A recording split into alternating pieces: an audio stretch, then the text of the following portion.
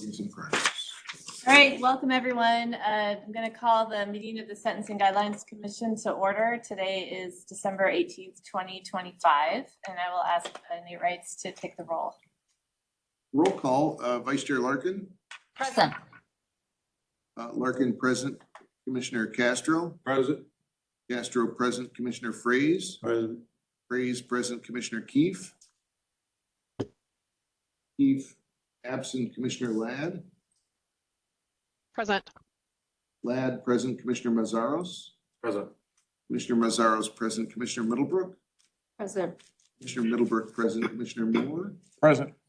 Commissioner Moore present. Commissioner Moran. Commissioner Moran absent. Commissioner Mueller. Present. Commissioner Mueller present. Commissioner Reeves. Present. Commissioner Reeves present. Commissioner Saxena. Present. Commissioner Saxena present. Chair Mitchell. Here. Chair Mitchell present. Madam Chair, there are 12 members present, 2 members absent. Great. Let's just real quick, very quickly, I'd like to get adoption of the agenda and the minutes. We're kind of tight on time to begin with, so I'd ask for a motion to approve both. At the same time. Yeah. We have some corrections.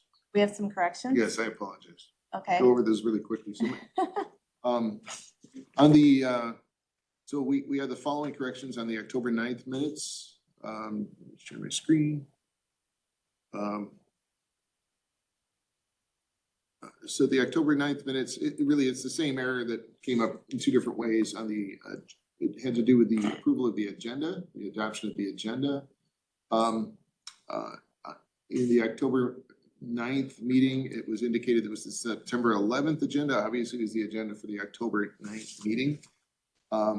Likewise, in the November 20th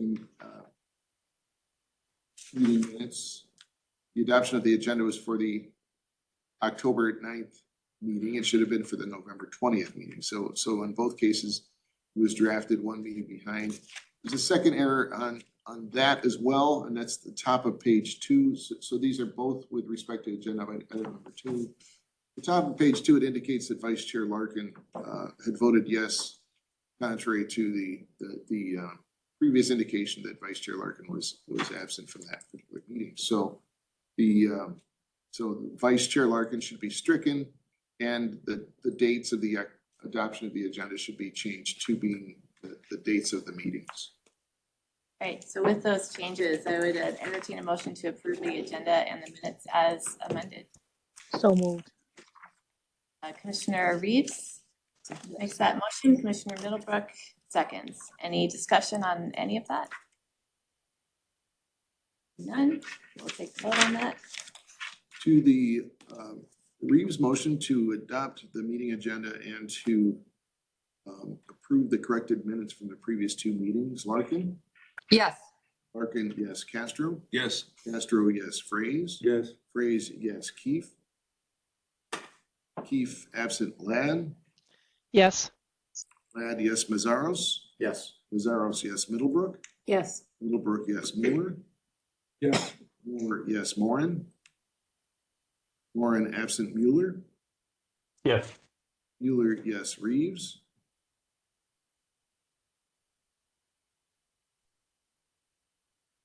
It's your motion, Commissioner Reeves. Come back to Commissioner Reeves. Yes. Saxena? Yes. Saxena, yes. Reeves, yes. Chair Mitchell? Yes. Chair Mitchell, yes. Madam Chair, there are 11 votes in favor, no votes opposed. All right, with that, the motion is approved unanimously. All right, so we're going to move on to item 4, which is a review of the public record for the hearing that we had last month. Yes, Madam Chair. So on Monday, October 20th, 2025, the public notice of public hearing is published in the State Register. The contents of the proposed modifications were posted on the Commission's website, and an email notice of public hearing was sent to persons who have signed up on the Commission's website to receive informational emails. No one was notified by U.S. mail because there are no longer members of the public on that list. Pursuant to the public hearing notice, the public hearing was held on November 20th in the Minnesota Senate building and by telephone and or electronically. 4 members of the public wished to and did testify. After the public hearing, the record remained open for 5 calendar days through November 25th, 2025 to accept written comments. From the beginning of the public hearing notice period through the end of the public comment period, the commission received 17 written comments regarding the subject of the public hearing.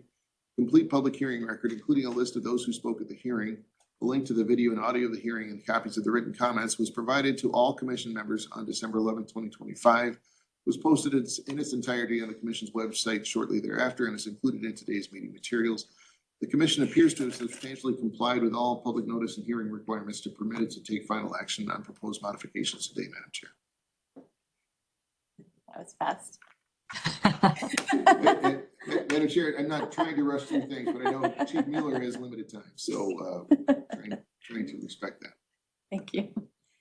So really, I think 4 flows into 5. We did have some comments that we received, and the main event today is the proposed modifications to the 2025 sentencing guidelines and commentaries. So what we need to do at this point is there anything that we received in those comments that we want to discuss today, or that we want to incorporate into the recommendations that we had? So I would open up the floor for any discussion on those points. Madam Chair. Commissioner Castro.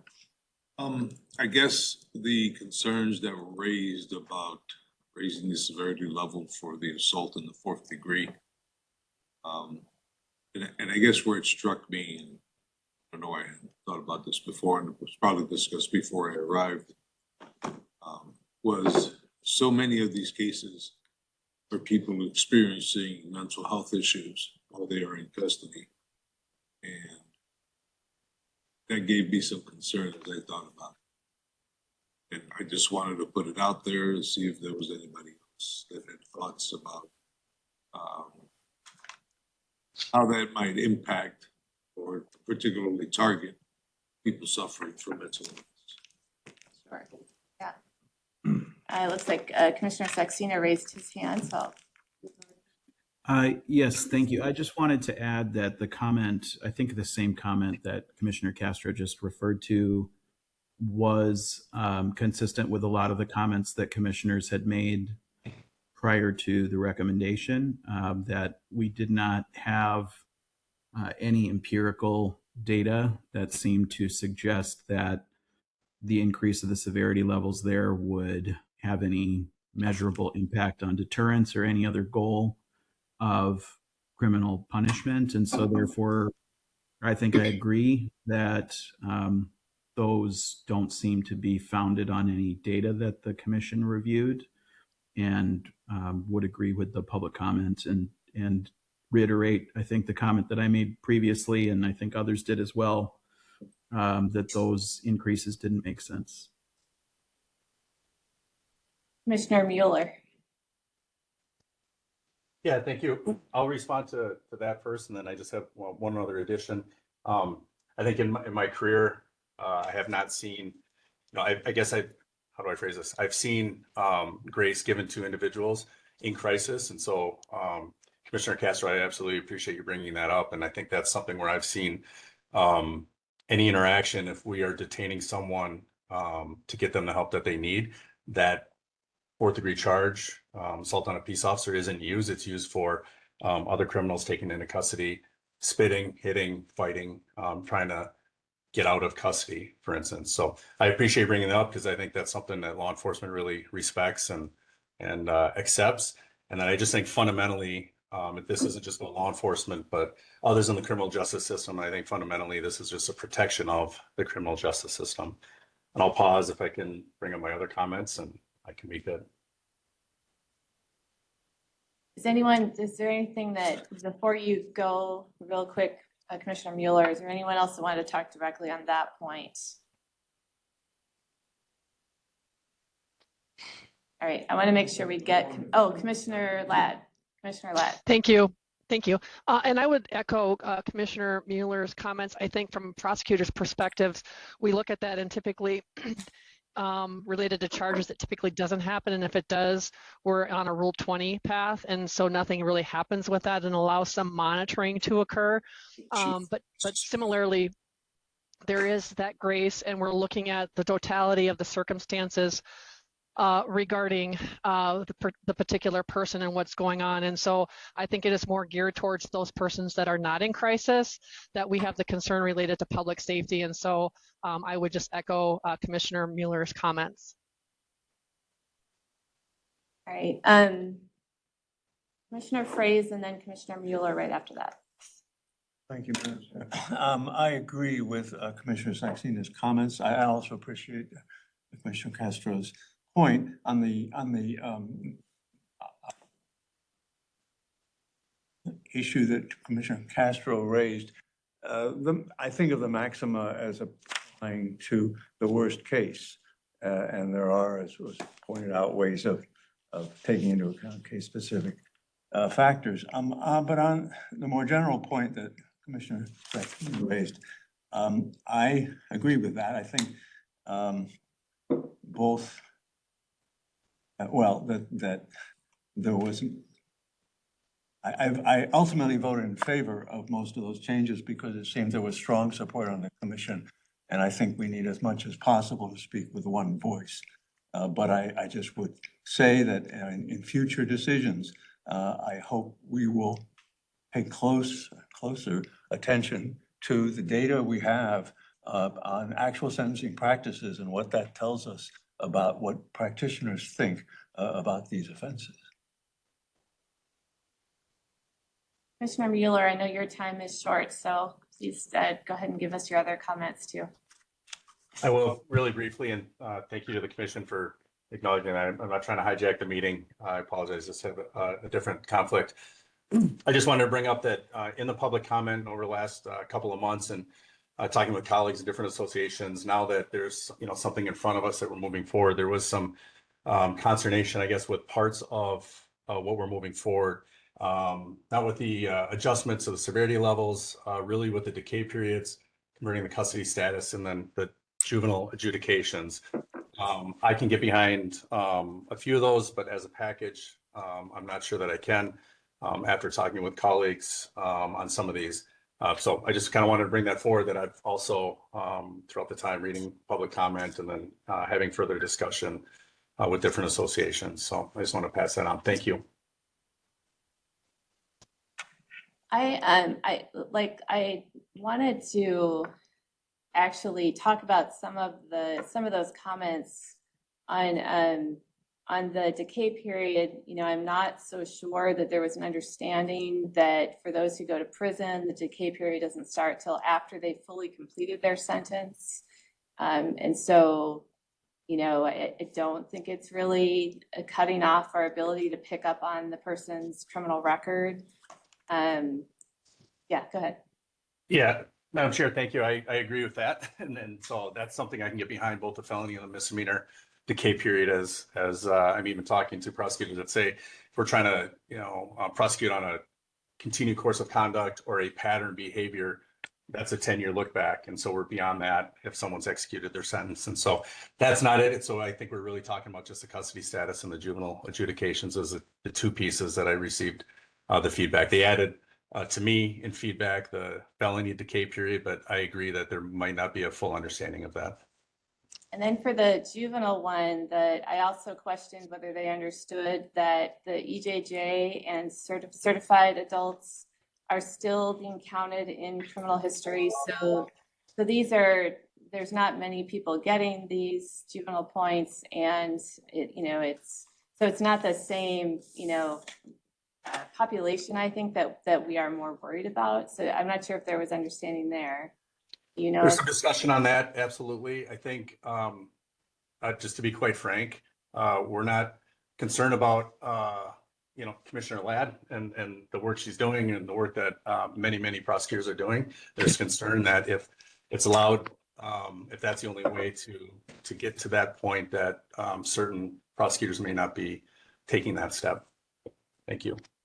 Okay. And then on the custody status, they're still getting additional time, right? It's just not putting them across the dispositional line. So I'm not sure how well that was understood either.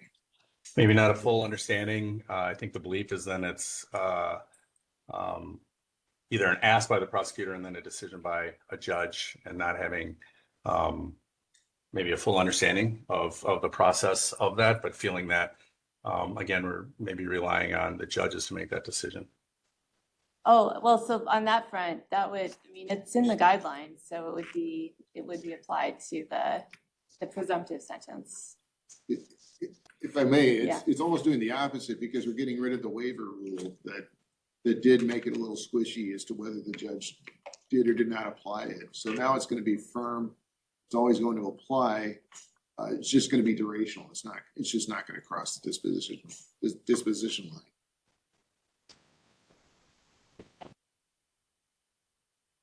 Commissioner Ladd.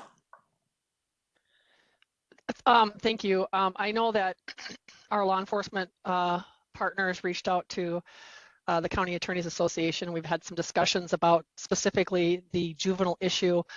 And I would agree with Chair Mitchell's sort of statement that I do think that there's probably some nuanced understanding or maybe misunderstanding about this, because the EJJ and the certifications continue to be there. And as I read the comments and understood some of the feedback I was getting, those more serious crimes would typically fall in those buckets.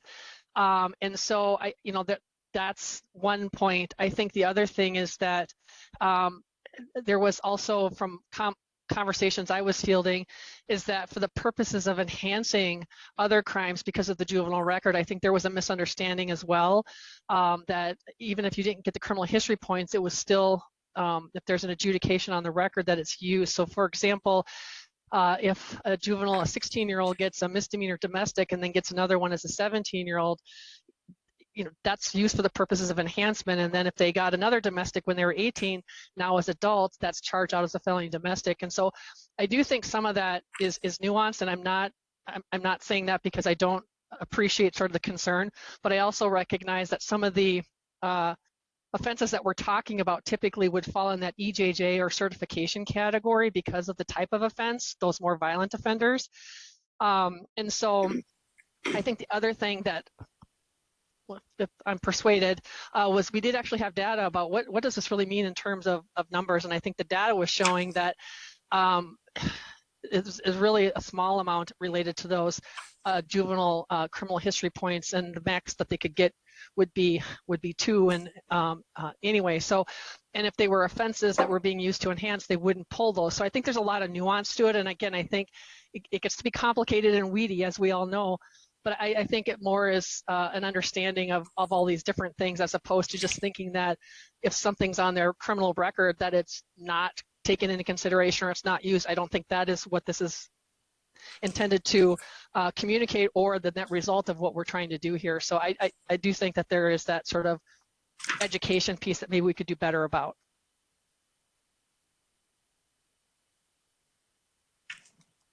The one last thing that I wanted to touch on was the comment by Ben Johnson about the new departure factor being based on a conviction, or not having any prior conviction or state of adjudication. And I'd asked Nate. He suggested juvenile adjudication be added there as well. And I'm wondering if we should take that advice and build that in. I don't know what others thought about that.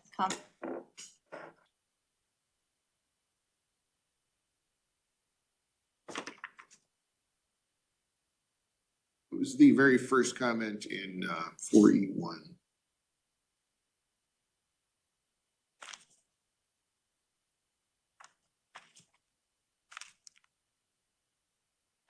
I mean, because if people think it doesn't need to change, we don't have to change it. I just wanted to make sure that that we were looking at it. Commissioner Frace? Well, I don't have it in front of me, but when I read it, it made sense. And I took the point to be that there's a kind of proportionality inversion going on in terms of what's covered and what isn't. So maybe somebody who's got it in front of them can say exactly what that is and why we shouldn't fix it.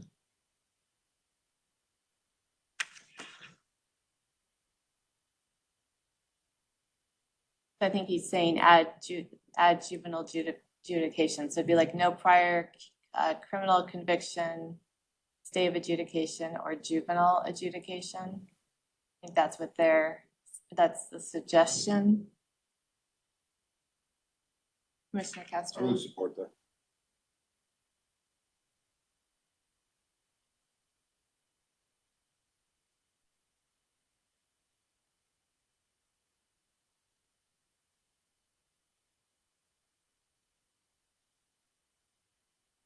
It just seemed to me like an oversight, but if there's a principled reason for doing it this way, I think we should know what it is. I don't know, Commissioner Middlebrook. Thank you, Madam Chair. I guess it's a little bit confusing because I don't know that we were really even considering in that mitigating factor, taking into account the juvenile delinquency case, you know, it seems like, we didn't really discuss that, so I don't know if that, it really even came into play when we were going through this, and whether we wanna, I mean, the juvenile adjudication could be for something really minor. I know. And do we really want to penalize, you know, use that as a penalty? Commissioner Larkin. Thank you. I'm sorry, I don't know how to raise my hand. As I'm understanding this comment, and I think it's accurate, if the rule says a mitigating factor is the person has no prior criminal conviction. If a kid has a juvenile adjudication for a felony level offense, it's not a criminal conviction. It's only a criminal conviction if the kid was certified to adult court, got convicted, or the kid got an EJJ sentence and it got reversed. So I think what this author is telling us is, in the case of a child who was adjudicated delinquent for a felony level offense, he wouldn't have a prior criminal conviction, so this mitigating factor would be available to him. However, if you had a kid who had some offense like a misdemeanor or property damage, received a stay of adjudication, this rule might say, well, that person doesn't get the mitigating factor because that person has a stay of adjudication. That's how I'm understanding it. And if that's his concern, that makes a whole lot of sense to me. But I think one thing we need to consider is, in juvenile practice under the rules, I think mainly we do continuance without adjudication rather than stay of adjudication.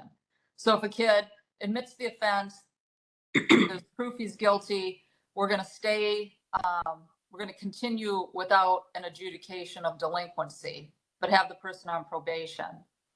And so I think what the author is trying to say is you're going to be treating kids who deserved a break and got a break more harshly than kids who didn't get a break and committed a more serious offense as it's written now. And maybe I'm misunderstanding the concern, but I think that's it. Commissioner Ladd. So just to follow up on Commissioner Larkin's comment, I would say that we see a lot of both for the continuance for dismissal and the stays of adjudication, and there's lots of reasons for that.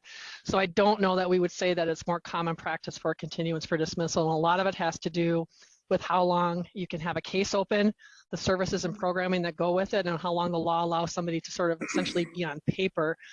And I would agree with Commissioner Middlebrook that I don't know that we unfortunately gave a lot of thought to this when we were initially doing this language, because I do think that somebody who is adjudicated delinquent for committing a delinquent offense is differently postured than somebody who's maybe getting a delinquency because they've got some prior petty offenses that have been adjudicated on their record. So there's some, again, layers to this that I think it's a little bit complicated, and I think we should clean it up, but I'm not sure the right way to do it at this point. Yeah,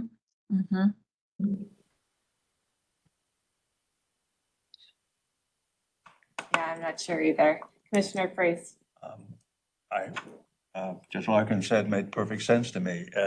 A prior juvenile adjudication is not a criminal conviction. So therefore, that person is eligible for the mitigation. But a person who has a juvenile stay of adjudication would not be. We just throw it. That's the problem.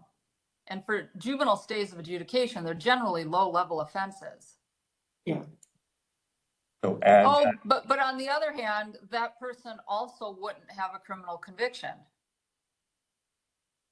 So maybe this is just I mean, the bottom line is, I mean, you could never read this to say, well, you don't have a criminal conviction from your juvenile offense, but you received a stay of adjudication, therefore you don't get this mitigating factor, right? No. I think you could. I think you could. That's Johnson's concern. Yeah, Can I? Yeah, so you have a stay of adjudication, but you don't have a criminal conviction for yeah. a juvenile offense. What's supposed to happen? Go ahead, Director Wright, go ahead. So I think a relevant question is stay of adjudication of what?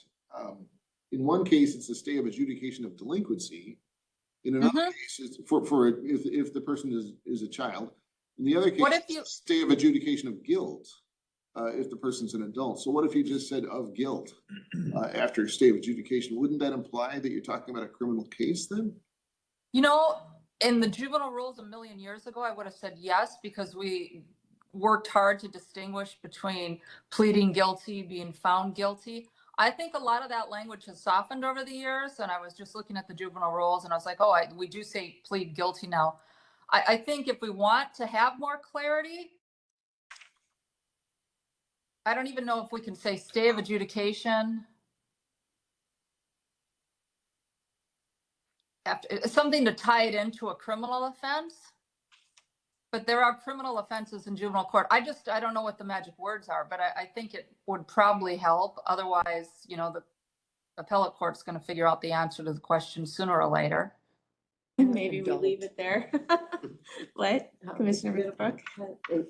How about if we added adult in there instead to clarify? Stay of adult adjudication? Adult stay of adjudication. Or Oh, yeah, what prior if you said, adult criminal conviction or stay of adjudication? could we see the language again, Nate? Sure. He's going to it right now. Sorry if I'm making you ill. Sorry to bring this up, but it just seemed like something we needed to address. No, it's important. It is, and it seems relatively easy once we figure it out. Yeah. How to address it.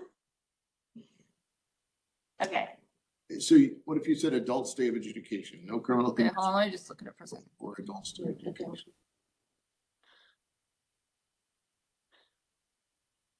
Or if it just said the adult being sentenced has no prior criminal conviction or stay of adjudication, then it makes it clear that it applies to adults and not No, juveniles. but you're talking about the person's an adult at the time of sentencing, but he has a juvenile record before he was adult and he Sure, has state adjudication. So I almost think it has to be something like, Stay of has adjudication, no yes. prior conviction or stay of adjudication in adult criminal court. Or you know what you could use in the rules governing certification and extended jurisdiction juvenile, there's something like referred for prosecution under the rules and laws governing adult criminal proceedings. I mean, that's a phrase that appears several times. Maybe that's a phrase you could tack on to the end of this, which is, or stay of adjudication under the rules and laws governing adult criminal proceedings, something like that. But just use that same phrase, because I think practitioners know what that phrase means. You know, it's something that happened in adult court in a case where you were an adult or you got referred to adult court as a juvenile. So that's my best guess. Hey, Commissioner Middlebrook. Okay, how, can we simplify it by just saying the person being sentenced has no prior adult criminal conviction or stay of adjudication? Period. I would say stay of adjudication as an adult. Are we sure if we just say no prior adult criminal conviction that I would then say or adult stay of adjudication? Or who knows the rule? If we put the modifier before conviction, do we presume it applies to stay of adjudication as well? somewhere. Who's our constructionist here? That would be Justice Moore. They dive into those words. That's not my thing. Oh, it's a public school, it's certainly not. Yeah, I've been taken to account before by the Supreme Court for not adhering to the canons sufficiently, so I would not. Not feeling like an expert? Is that what you're No, telling us? but if I could follow up, I agree that caution is probably appropriate in reference to either an adult stay of adjudication or stay of adjudication as an adult might seem appropriate. Phrasing is. Yeah. I mean, the criminal conviction kind of Clear. is, I mean, yeah, that's redundant to say adult criminal conviction, I think. Right. Yeah, why don't you say, or adult stay of adjudication? That would work for me. You're not liking that, Nate? No, that's what I suggested. Oh, the sounded like Yep. disapproval. No, I've got it in there. All right. Okay. Okay. Right. All right, so making that change, are there any other changes that anyone is proposing based on feedback that we've received? Commissioner Middlebrook. Just going back to the 4th degree assault, I think, I agree with, I mean, I was opposed to that being ranked higher from the beginning based on the fact that so many of those charges are because of, mental health issues. And I think that kind of we lumped them all together and moved them all, we're all gonna move all of them to severity level 3 from a 1. I think, that's a lot of the comments that we got on from the public really are focused on kind of all of them together. And it seems that maybe 3 is too high. And I would propose if we're gonna increase that, just go to severity level 2. Commissioner Saxena. I just wanted to speak in favor of reevaluating that. I mean, in going back to Commissioner Frase's comment, I think we're in agreement that we didn't have any data supporting those increases. I understand that the commission was interested in coming to a consensus. I just think this is one where there was no consensus. And I think that the public comments demonstrate that there's reasons for us to reconsider.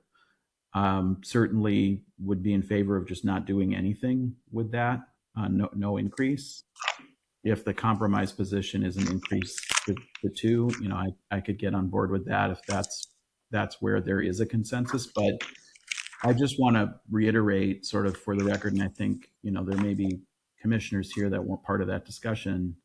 I don't think there was a consensus on that increase at the time. And Nate, could you just read are we talking about judges, police officers, and workers at the sex offender programs, or who are we talking about specifically here? So not all people who are, 4th degree assault overall does 2 things. One is it categorizes sort of these special victims, for example, peace officers, and makes those offenses gross misdemeanors or felonies. Not everybody who's treated as a special victim gets that felony treatment. Some of them only go up to gross misdemeanor. And then it has a second thing that it does, which is at the very end, it has a provision for essentially hate crime sort of thing, where if you commit an assault that's motivated by bias based on a protected characteristic of the victim, then it becomes a gross misdemeanor. And if you repeat that offense within 5 years, it becomes a felony. So that's sort of the second aspect. And the commission's proposal was to raise all of those from severity level 1 to severity level 3. But just to go kind of through which are the protected people who are getting the felony treatment, I'm gonna have to pull up the statute.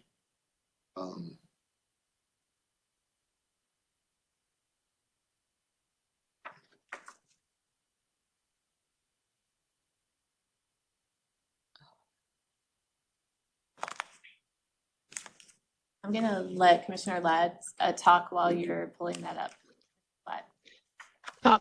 Thank you, Chair Mitchell. I would oppose for us to keep it where it's at or even reduce it. I would just note, if you look at the grids, I'm frankly at a severity level 1, until you get 3 criminal history points, it's a 12-month sentence, which is essentially a 2-day different in consequence than a gross misdemeanor. And again, I would just echo what Commissioner Mueller said. He's not here, but a lot of these, in terms of dealing with persons that are in mental health, don't get charged with these things. And so I feel like we could say that about a lot of assaults and about a lot of contact that persons are having contact with law enforcement on other offenses. And those are all sort of things that not only law enforcement, but attorneys take into consideration. But the idea that you're going to get a more serious offense as a felony, and it's essentially a 2-day difference in consequence, and it's not even a commitment to prison until you have 6 points.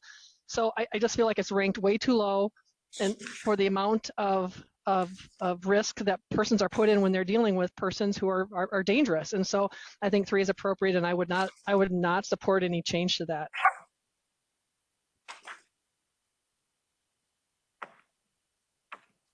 Yeah.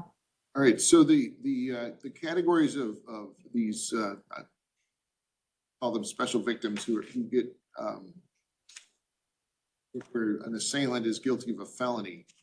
The first category is peace officers. And the requirements for felony there are physical assault resulting in demonstrable bodily harm, or the weaponizing of bodily fluids or feces onto the officer. The second category is firefighters and EMS personnel.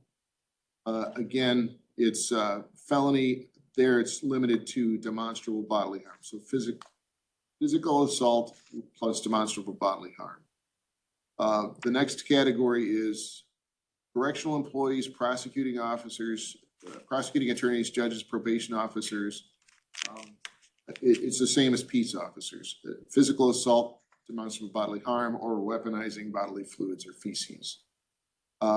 Same with secure treatment facility personnel, same as the peace officer conduct.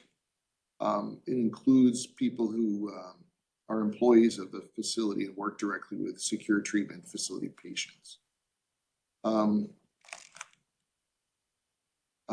And then we get to assaults motivated by bias. That's completely different scheme.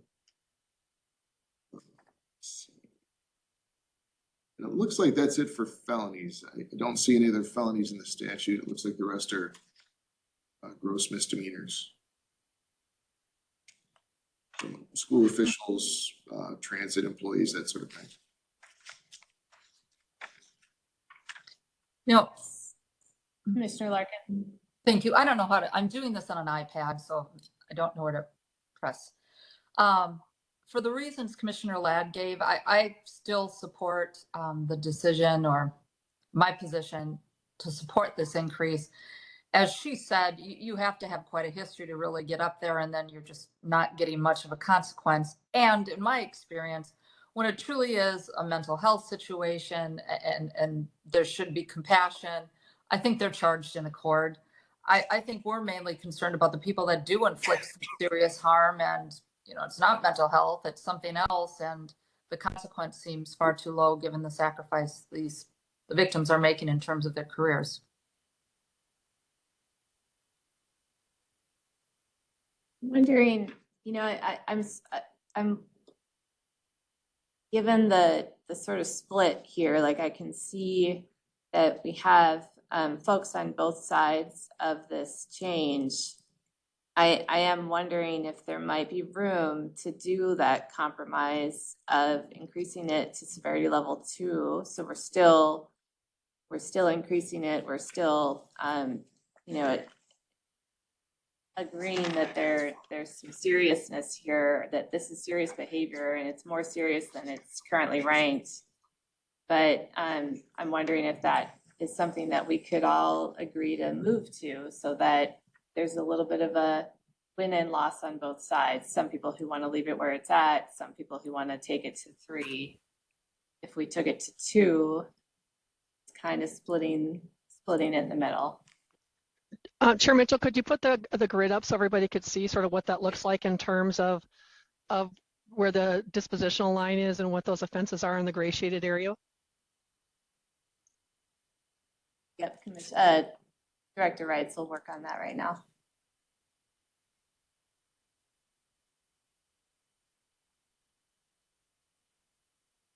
I also want to, let me add that not only am I hearing a split on the commission, but it is an area where we did receive a lot of feedback. So I'm also taking into account, or I'm trying to take into account the fact that we have gotten feedback asking us not to do the severity level 3 change. So severity level 2 feels like a compromise to me that might take that comment into account as well. So you're gonna share it? Shoot, sorry. He had it up, but he wasn't sharing it. I thought I was sharing. That's all right. Well, I guess I had to press it twice.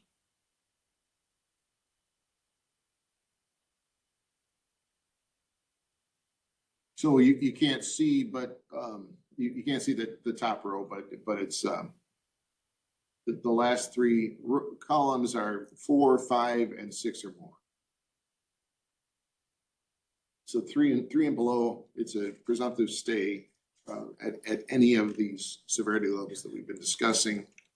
The real difference with 3 is at criminal history scores of 4 and 5, it becomes a presumptive commit.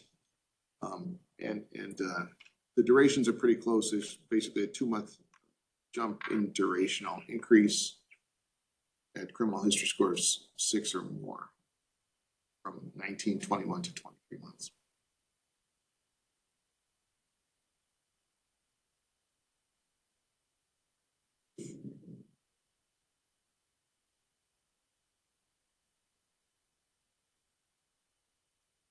And I suppose it's also worth pointing out that a severity level 3 offense is valued at a full point for purposes of future criminal history, whereas a severity level 1 or 2 is valued at a half a point for purposes of future criminal history.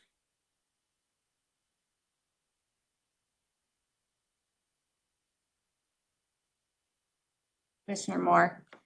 Yeah, I'm trying to get my notes back from our discussion about this, but my recollection was that staff had pointed out that there was at least a reasonable argument to be made that this offense was underranked as a severity level 1 when you compare the other severity level 1 charges in the sentencing guidelines, particularly given the infliction of harm.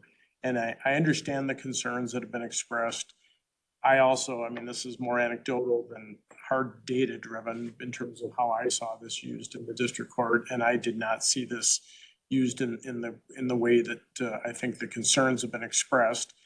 To me, a level 2 offense, if I understand what we're talking about here, it's theft, check forgery. It just seems. I thought that level 3 was a reasonable compromise under the circumstances, given what's going on, at least at the felony level. And we obviously got some pushback on that. We also got some support from that from some of the law enforcement constituencies. And obviously, this was I guess, to a degree, somewhat of a compromise package that was put forward here. And I worry that when you start pulling threads out of that compromise, you potentially unravel more than just, one particular issue. And, obviously the commission, we've discussed some of the other areas where there was concern expressed by law enforcement. So I don't know, my personal preference would be to agree with Commissioner Ladd and Commissioner Larkin here. I don't think this is inappropriate to be placed at a 3. And I appreciate the chair's desire to try to find some areas of compromise on this, but I guess, I thought perhaps we had already done that when this was submitted as a package. So that would be my only observation on that. Commissioner Price. Agree with that about pulling the threads. Whatever the compromise package, is not going to be We're not gonna please everybody. And if we're getting some criticisms from one side and some criticisms from the other side, that's what we should get with a compromise. So even though I don't recall how I voted on this particular issue, although I might have gone along with it because there seemed to be strong support for it. And I might have in fact agreed with this, but I think we should stick with it. You think what? We Sorry. should stick with the compromise proposal. The big, not. Big picture. I know. All right. I also, you know, I definitely am hearing, you know, concerns on both sides and I will say, one comment I do want to say is, I felt like we'd hit the mark by getting, some concerns about upranking and some concerns about all the other changes that we made.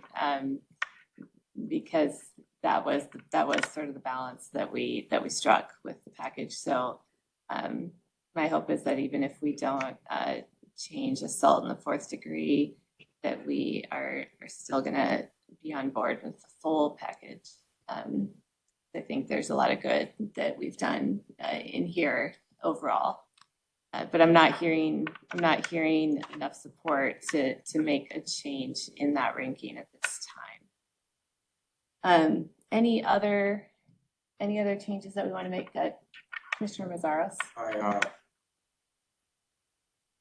My personal thought, I wish that firemen and other EMT type workers were listed separately than law enforcement, especially after the public comment. And then thinking back on my own personal history of police complaints, I know I'm not here in the capacity of a person with lived experience, but I'm also a person with lived experience who has been beat pretty bad by law enforcement, lies made up, police complaints that I've always been guilty of everything I was ever charged with. However, police complaints always manipulated the situations and kind of told a different story than what the actual reality was. And so I was kind of reminded by that, by some of the public comment that came up about how that can play out differently from the law enforcement interaction, and especially for people of color and all of that. I would support a compromise to maybe to a 2 to move this forward, but I can't, after the public comment and thinking about more seriously about personal experience and all of that, I have a hard time making the full jump, so. Commissioner Keefe. Thank you. Yeah, thanks for that last comment. I think as I've been sitting and listening to today's discussion as well, and just paying attention to what's happening in community right now, I think thinking through like what the unintended consequences could be to community, and the ways that some of the decisions we make could negatively impact folks, I think is a thing for us to pay attention to. And even if we move forward with moving it to severity level 3, I think as we're continuing to do research on what the guidelines look like, paying attention to what communities end up getting charged and convicted with these types of crimes, see if there's a disparity there that anecdotally we might say is present. But being able to really dive into that so that we have that information as the commission continues to look at this over time, I think is an important thing to do. Yeah, I would agree with that.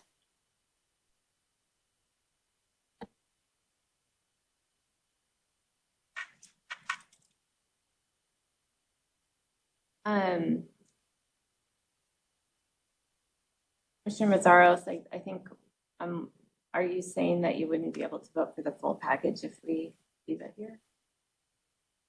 We'll talk more about a compromise on it to a 2.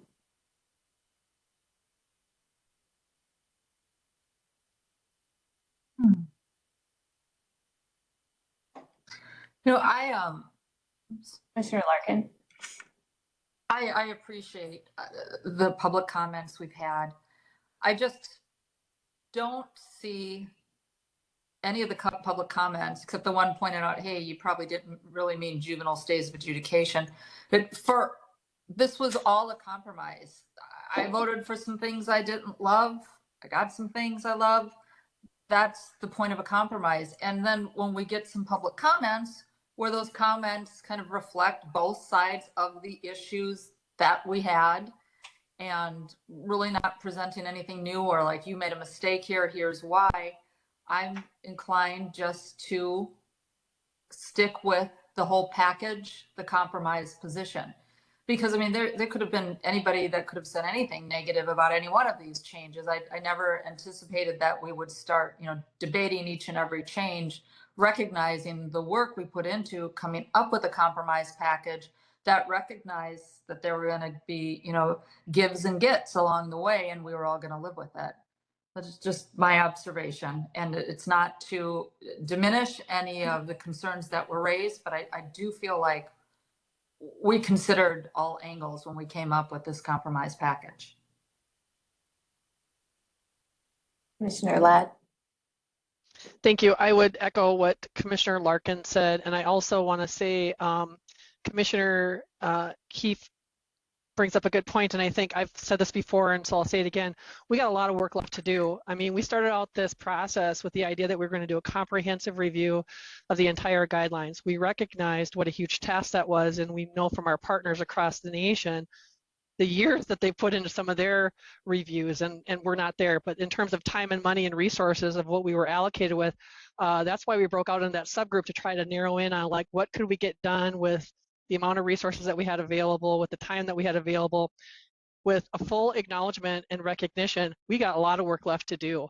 And so I don't think that this is the end of what we're working on. We're just in process of what we're doing. And so I want to make sure that that's abundantly clear, that we're continuing this work and continuing to look at data and other aspects of this. And as some of you know, a lot of these things are so intertwined with one another. You start changing one thing and you start looking at the others, and you're like, why does this make sense for this to be here when these other things are here? And you start looking at it. It's very complicated, and it's very layered, and it's very nuanced. And so I just want to remind all of us that we have more work to be done on this, and that this is just a part of a bigger process.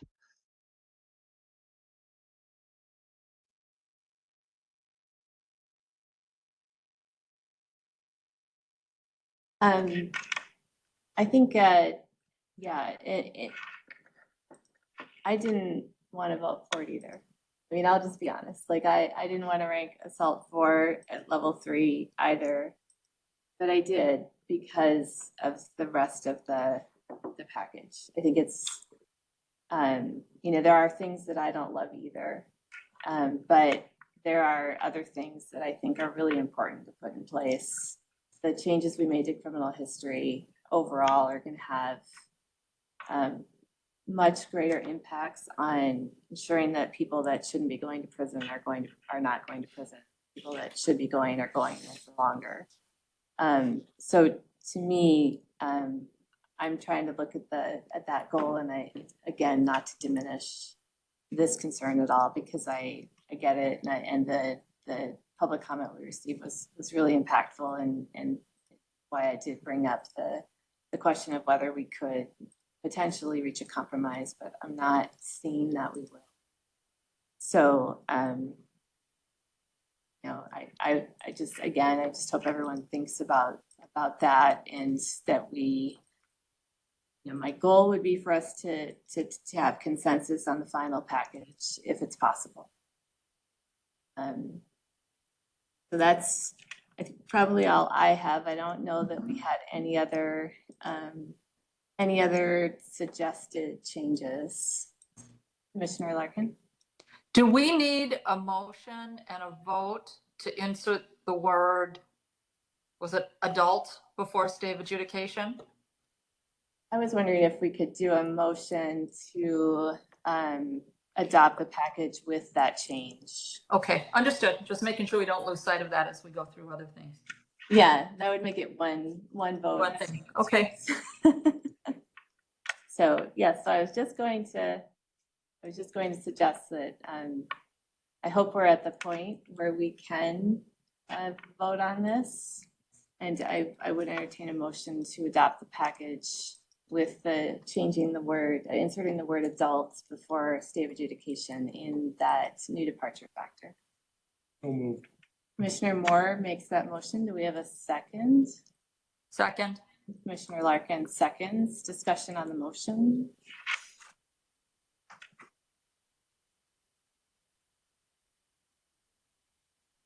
No further discussion? Okay, we'll go ahead and take a vote.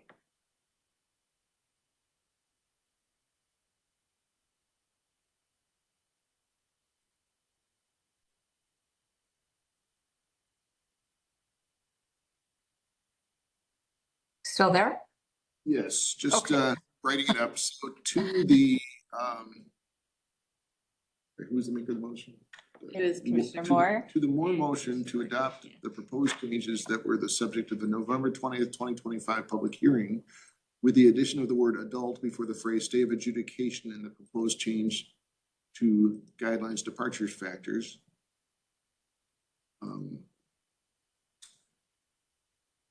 Commissioner Larkin, Yes. excuse me. Larkin, yes. Commissioner Castro. Yes. Castro, yes. Commissioner Fraze. Yes. Fraze, yes. Commissioner Keefe. Yes. Keefe, yes. Commissioner Ladd. Yes. Commissioner Ladd, yes. Commissioner Mazzaros. Commissioner Mazzaros, yes. Commissioner Middlebrook.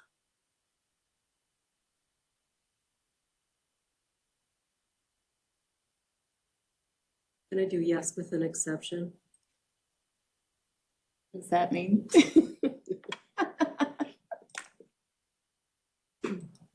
I agree with everything except the assault vote. Is that a yes or a no?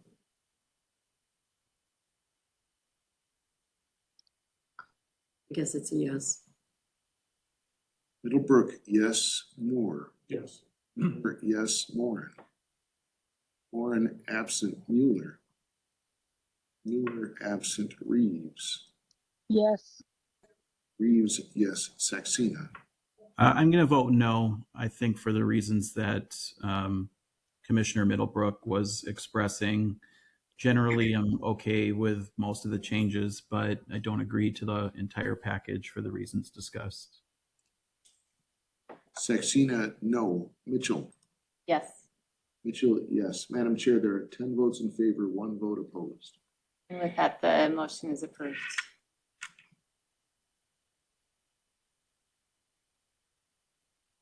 Okay, where are we now?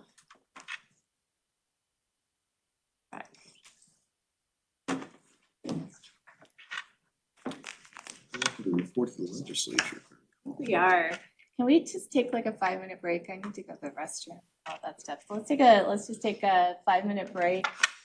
And then we'll come back at 2:05 and we will have the data report from our commission staff. There is a water cooler in the kitchen. Thank you.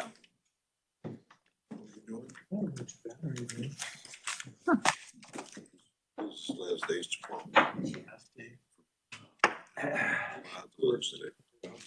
She's going to a,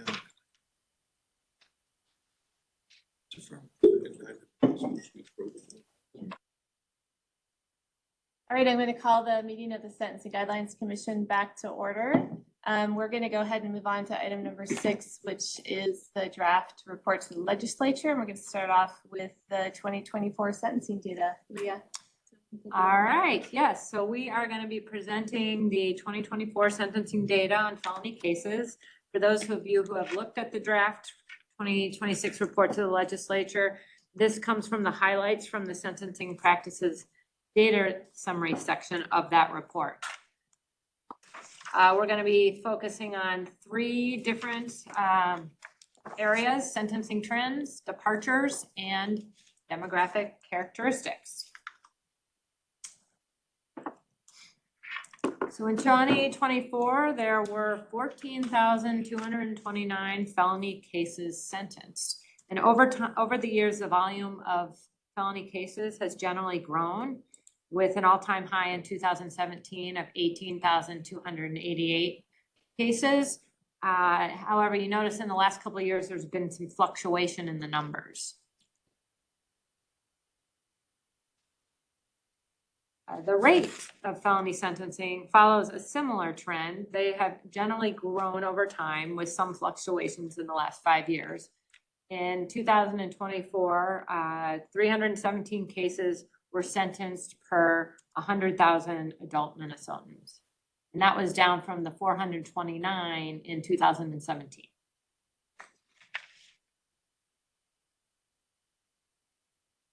In 2024, the guidelines recommended prison in 38% of the cases, and that's the brown dotted line on this graph. And that is compared to the actual prison rate, which is the blue line of 25%. The difference between these two rates, or the gap, was 13.7 percentage points. This gap has grown over time and reached a high of 14.6 percentage points in both 2021 and 2023. And this increasing gap between the presumptive prison rates and the actual prison rate was one of the 5 key issues identified when the commission started the comprehensive review back in 2023.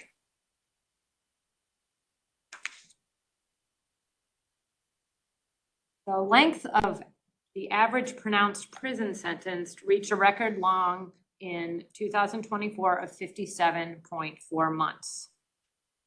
In 1981, the average pronounced prison sentence was 38.3 months, so it has grown over time. The average amount of local confinement pronounced as a condition of probation has decreased over time. In 1981, it was 166 days. In 2024, it was 88 days. The pronounced prison sentences, are those non-executed sentences, or those only executed sentences? Only executed. Only executed sentences. Okay.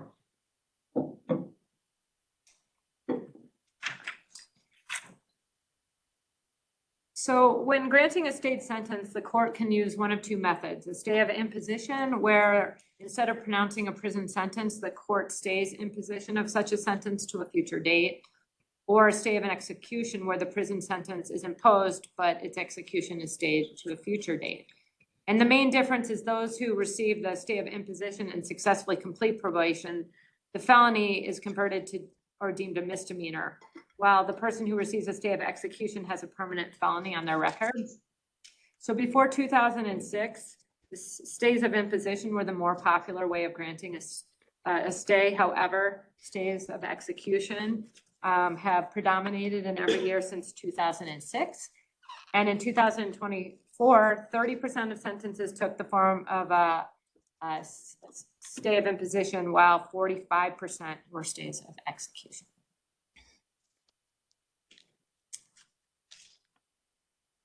So felony cases involve a broad range of crimes, and they can be grouped into 7 offense types illustrated here. In 2024, the first 3 offenses here in green, person, property, and drug, totaled 81% of the felony case volume. And generally, these 3 offense types hover around 80 to 85% of each year's case volume. The remaining case volume is composed of less frequent offense types, those ones shown in blue, such as non-CSC sex offenses, felony driving while impaired, weapon offenses, and other offenses, which include things like fleeing police in a motor vehicle, voting violations, tax evasions, things like that.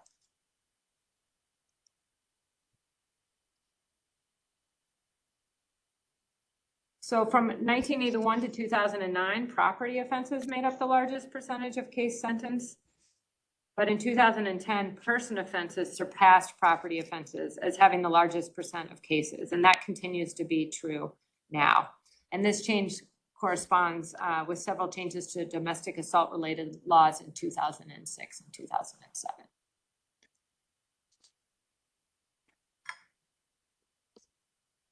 Now we are going to move over to departures, and I'm going to have Katie take over.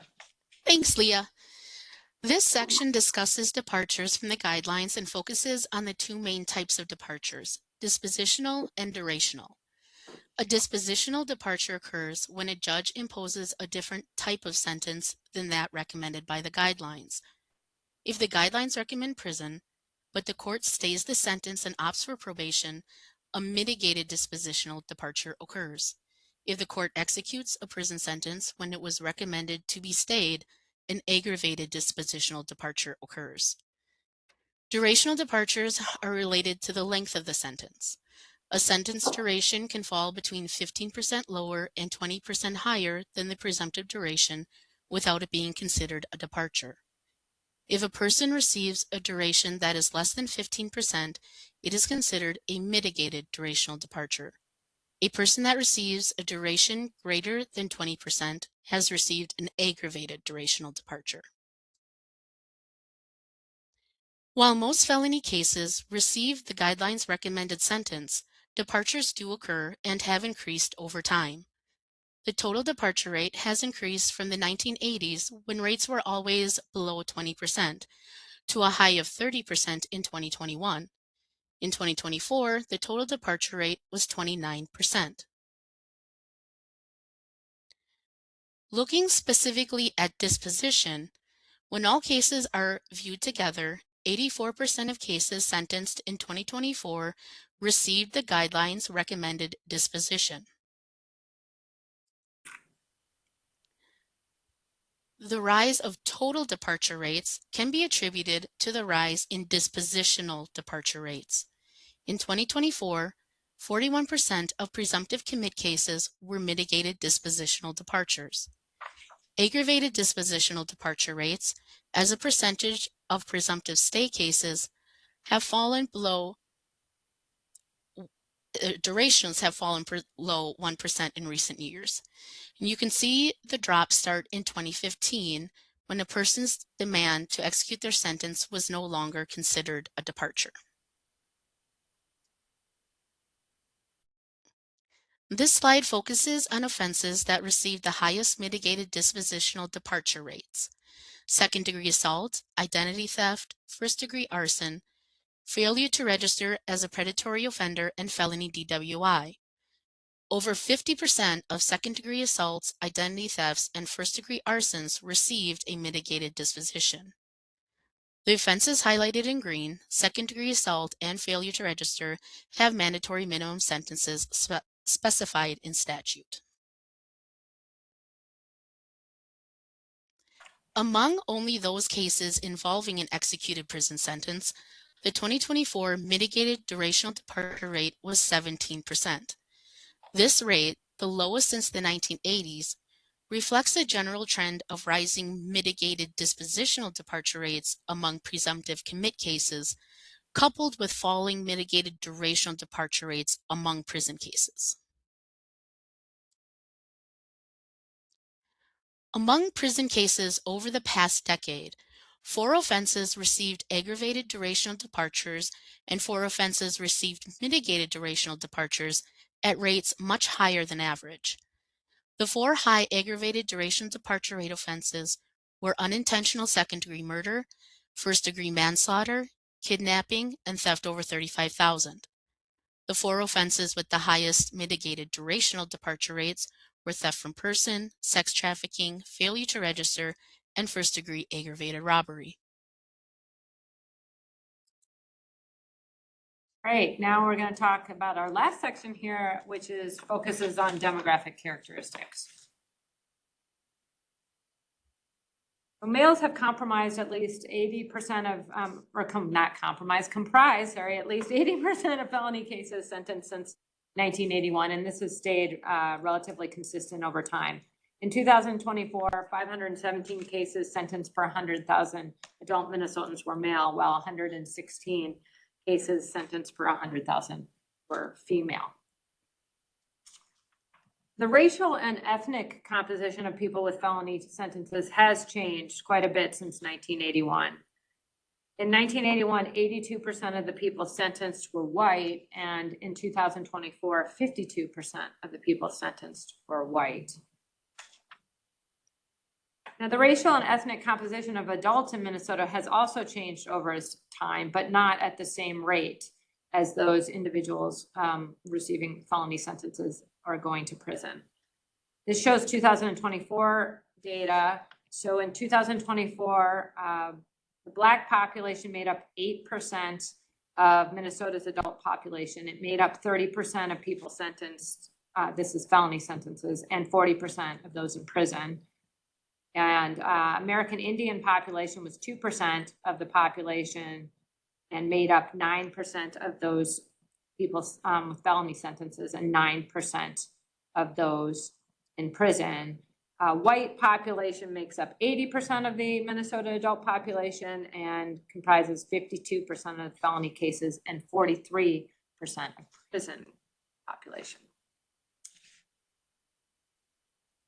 This slide here, there's a lot going on, so it takes a minute to kind of absorb it all in, but what it's trying to do is show the racial distribution of people by the judicial districts. So the first bar in each of the groups shows the racial kind of distribution of felony cases in that district, and the second one shows the racial distribution of the population in that judicial district. So for example, second district, which is here in Ramsey County, 52% of the cases, felony cases were Black, 13% of the population were white.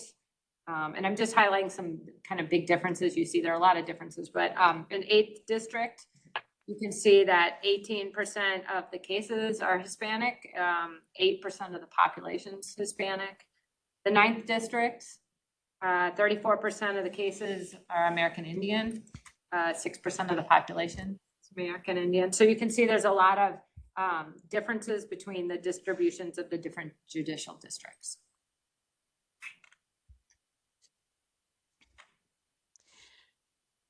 When looking at mitigated dispositional and durational departure rates, they also varied across gender and race.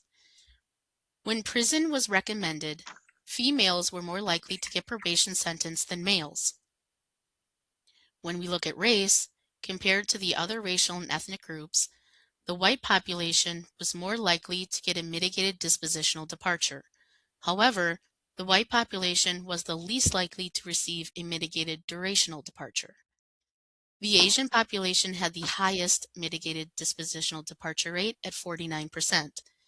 The Asian population was the only racial category that had both a higher mitigated dispositional and higher mitigated durational departure rate than average. The Black population was less likely to receive a mitigated dispositional departure. However, it had the highest mitigated durational departure rate at 24%. The American Indian population had the lowest mitigated dispositional departure rate at 31%. They also had a lower mitigated durational departure rate than average. The Hispanic population was both less likely to receive a mitigated dispositional departure and less likely to receive a mitigated durational departure. Departure rates vary by district as well. When it comes to mitigated dispositional departures, the rate ranged from a low of 31% in the 8th district to a high of 45% in the 2nd and 4th districts. Downward durational departures among prison cases ranged from 6% to 31%. Only 3 districts, the 1st, 2nd, and 4th, had a mitigated durational departure rate higher than the average rate of 17%.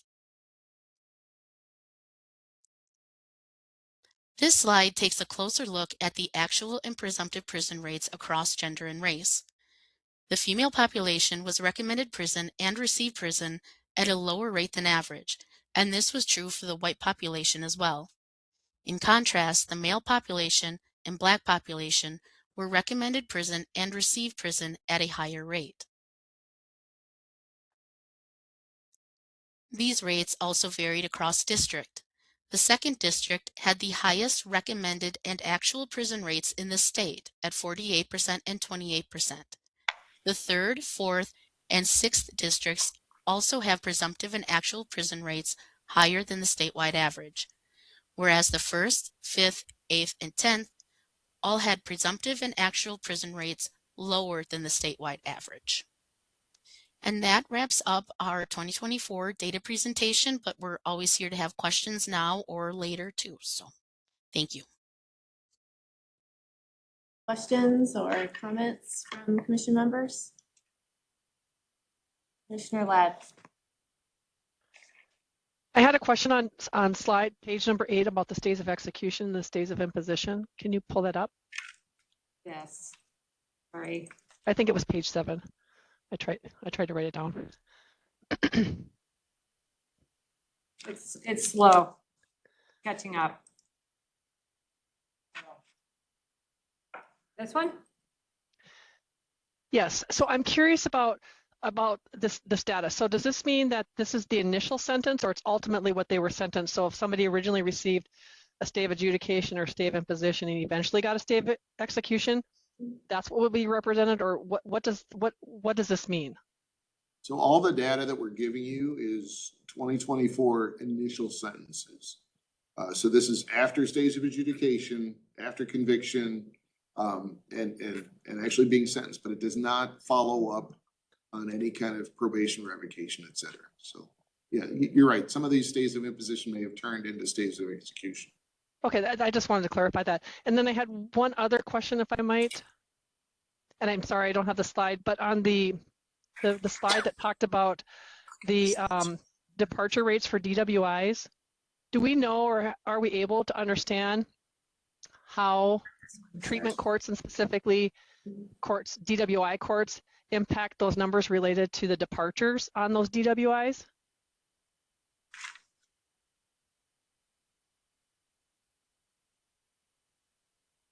Yeah, we don't break down our data by jurisdictions that have treatment courts. I'm not even sure we necessarily are linked into a complete database of treatment courts. I mean, I think if we had that information, we could definitely compare it.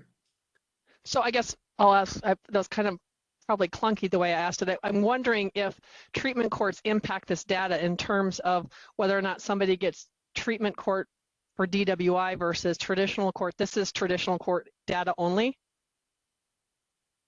Well, I think it depends how the treatment court is set up. I mean, some treatment courts are post-conviction, you know, and they alter the sentence. Some treatment courts are diversionary, is my understanding. So I think it's going to depend on court by court how they set that up. But this is only, again, data that where somebody's been convicted of an offense, been sentenced for an offense, and here's what the sentence was. Okay. Thank you. Any other questions or comments? Wanted to comment on, Commissioner Castro.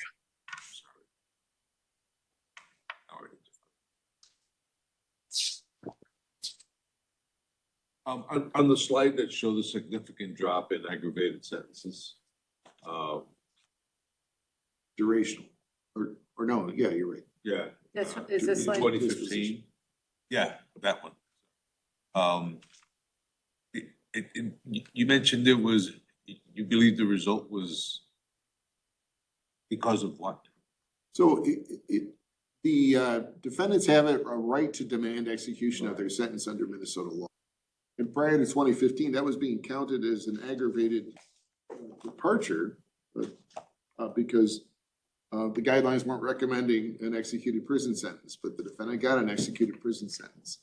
I was giving this information, I think one of my first sessions before the legislature, and Representative Hillstrom made the remark that, hey, why are you treating it this way? It's not really an aggravated departure from the guidelines. The judge has no choice. You know, the judge has to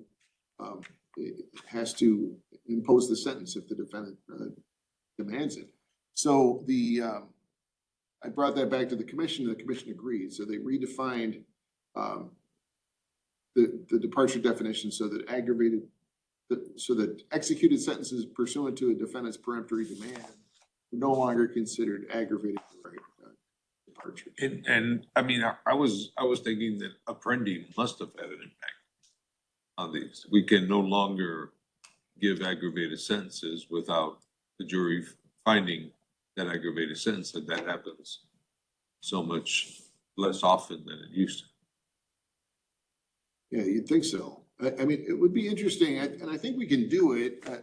It would be interesting to take this and subtract out peremptory demands from all the data, basically, and then we could see, I think, a more accurate trend chart on how aggravated departures have changed over time. Because really, it's not really fair to just take out peremptory demands 2015 and after. Okay.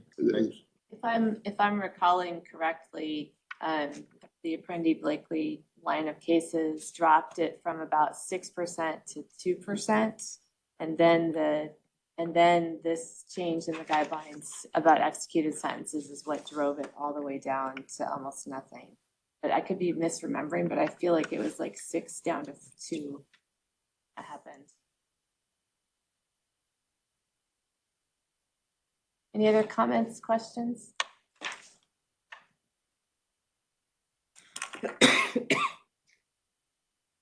Commissioner Mazzaros. Nice to be able to see the effects of the specialty courts. You know, see the county as it's kind of a breakdown what that looks like specifically. Yeah, I took a note on that as something that we should probably talk about in the future because it's not the first time we've gotten that question. Yes. So I mean, it's probably worth trying to figure out like how can we account for that in some way, shape, or form. Start to begin to look at where those courts are and whether it seems to have any correlation. But, you know, that's something for long-term thinking, I think. Well, and on some of the departure forms do have the specialty courts as a departure reason, but not always. Yeah. So people don't always know to use it. And so I'm not confident that we're always capturing that as a specific reason, but if we can make that form more obvious, if that's a specific reason for departure, I think we definitely see those as reasons. And I don't know that we would even, I mean, even if we knew that, you know, Smith County had a specialty court, we wouldn't necessarily know that this case was adjudicated under that specialty court. And somehow the judicial branch would have to be able to tell us that, and I don't know that there's a data field for that. So it might be a challenge for us to figure that out. Yeah, I was thinking more in terms of which counties, are there higher departure rates in counties that have specialty courts versus not specialty courts? That's at least something.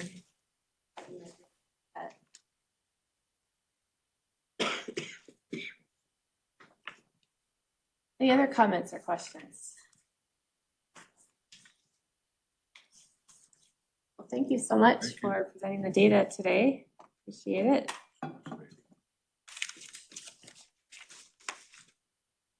So now we'll move on to, so the data always does end up in our report. So you will have seen that in the very lengthy draft report that you were given. Another section that we have to talk about is recommendations to the legislature. So I'll ask Director Wrights to take the lead on that. Thank you, Madam Chair.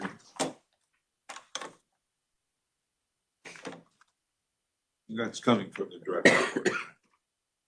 Sorry? The recommendations, that's coming from the draft report. Correct. Correct. Yeah, so we won't, the idea of that presentation was, I think, well, first of all, it's quite appropriate that you as the Sentencing Guidelines Commission should have an idea of what's happening in the world of sentencing. And that was our 2024 data report. But it also saves time because now we don't have to go over that in our little legislature discussion. So this is the introduction. It starts off describing what's one of the required elements of this report to the legislature that we have to do every year. It explains the guidelines and overview, and then it states this sentence at the bottom of the page: Minnesota's imprisonment rates are related to sentencing guidelines recommendation as to who should go to prison and for how long. And based on that, it shows this graph of imprisonment rates over time. And this is going through 2023. We have our 2024 data, but we can't really report on that because to make it true apples and apples, we have to use Bureau of Justice statistics. So they give us their data, 50 state data, and we basically see how we rank there. And that's what figure 1 shows us. And in the text, you'll see that we are 7th, at least in 2023, we were the 7th lowest state in terms of imprisonment rates, which is, you may hear, I still hear legislators saying, oh, we're the bottom 3 in imprisonment rates. And that was true for a long, long time. For the vast majority of the guidelines being in existence, basically until I became executive director, and I don't think there's any correlation there. But that's when it happened. Suddenly we started jumping up from being, we went into 4th lowest and then 5th lowest and 6th lowest and most recently 7th lowest. But for most of that time, we've been 1st, 2nd, or 3rd lowest.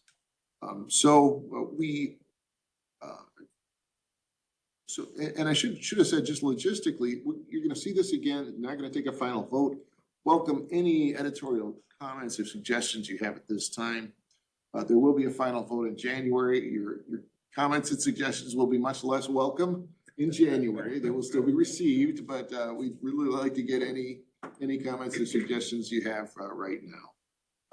But there's a possibility that this will change. The Bureau of Justice Statistics does release their data sometimes in December. So we may have the 2024 data and be able to move this chart out a little bit to the right and also tell you where we ranked in 2024 among all states imprisonment wise. However, I think with the government shutdown, it's probably unlikely that we'll see that data. So this is probably the way we're going to be presenting it to you in January. But that is true throughout this. If we get updated information, for example, we will update the report, but we'll be sure to highlight any changes that we make to the report so that you can see that, so that your work in January can be most efficient. This is the executive summary. We're highlighting some areas here where we don't have confidence in our numbers quite yet, but we'll update those and bring it to you. This is the sentencing practices data summary. So this is essentially an executive summary of everything you just heard. And then it describes the other mandatory reports. But the big thing here is the commission's work and its package of sentencing guidelines changes. So that will be the headline in the commission's work. The first page is really kind of describing the makeup of the commission and any changes that occurred during the past year. There are footnotes if somebody is new on the commission and so forth. And then we talk about our work that we did earlier in the year responding to the work of the Minnesota legislature. And then there's an appendix for that. We do have to report all changes made in the previous year. So that appendix does satisfy one of those required reports. And then we get into the continuation of the comprehensive review of the sentencing guidelines. Now, really the approach that we took here, there are different reasonable approaches, but we really leaned heavily on last year's report to the legislature in terms of talking about all the work that the commission did, all the stakeholder engagement, all the research, and all those sort of things. And basically, for this year's report, rather than restate all that, we did restate the commission comprehensive review objectives on the next page, but rather than restate everything, we instead talked about the chair's accelerated completion plan that she introduced in December 2024, correctly anticipating that the 2025 legislature would lack sufficient funds for the comprehensive review's second phase. So that's when Chair Mitchell decided to accelerate it. We do talk here about the steering committee. I neglected to include Commissioner Middlebrook's name in the list of people on the steering committee. I have no idea why. I guess I was trying to go by memory. I apologize for that, Commissioner Middlebrook. So that's a change that will be made. It's in the comments here. Again, this is pretty concise, and we will describe the vote tally in here in the yellow. So that's why it was highlighted, because the vote was not final until earlier today. Again, unanimously will not be there. The vote tally will be there. But this is a summary of the changes that are in the package. Obviously, we'll add the word adult to the appendix that lays out the actual language. But otherwise, I don't see really any need to change any of this. This is a summary language. If you do have any comments, feel free to make them at the meeting. Also, if you just find any typos or anything like that, you could share them at the meeting, or offline is fine as well. All this will come back before the commission. And then we have the recommendations to the legislature. I just want to point out that this is something new here. I did describe so I'm backing up now to what you just voted on, the reduced ranking from severity level 9 to severity level 8 in assault the first degree. I describe it as this proposal is linked to recommendation number 2, see page 11. So then if you go to page 11, so recommendation number 1 is just, for some reason, they left off one of the mandatory life sentences on a mandatory life sentence list. Recommendation number, I doubt we're not getting data. I don't think that offense really ever occurs. So I think that's the reason for the lack of data. When we do run the numbers from the judicial branch, they don't have any cases. So I don't think that's why we're not getting the data, but it would be nice to have a complete list. So back to recommendation number 2. So this is creating a new form of first degree assault, which is in the intentional infliction, or really reinstating the offense. It used to exist in the 1960s. I describe it this way. This recommendation is linked to the commission's proposal to decrease the severity of the existing first degree assault resulting in great bodily harm from severity level 9 to severity level 8. And if this recommendation is enacted, the commission intends to rank the new first degree assault crime of intentionally inflicting great bodily harm at severity level 9. So I think it's helpful to sort of explain the linkage here. Basically, one severity level 9 offense is going to be substituted for another severity level 9 offense, and then the existing offense will drop down to 8 if the recommendations of the legislature are followed. Commissioner Middlebrook. Thank you, Madam Chair. I have just going back to, with this recommendation, going back to where on page 9, you talk about reducing the ranking. To me, it would be helpful if we put in there that it also puts it on par with all the other offenses that result in great bodily harm. Because I think that was one of the main reasons that we decided to do that, so that they were all in the same severity level. Okay, yeah, point well taken.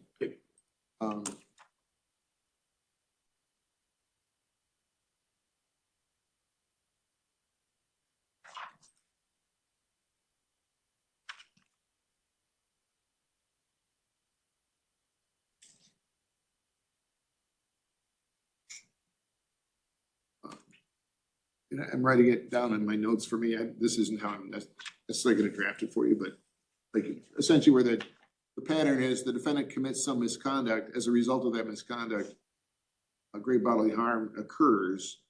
And this is really modeled after that. The misconduct in this case is assault, but there's lots of other examples of various misconduct, and those are all ranked for 8. So it's in GBH. So back to the legislative recommendations, and just to be clear, your vote in January will be for these recommendations as part of the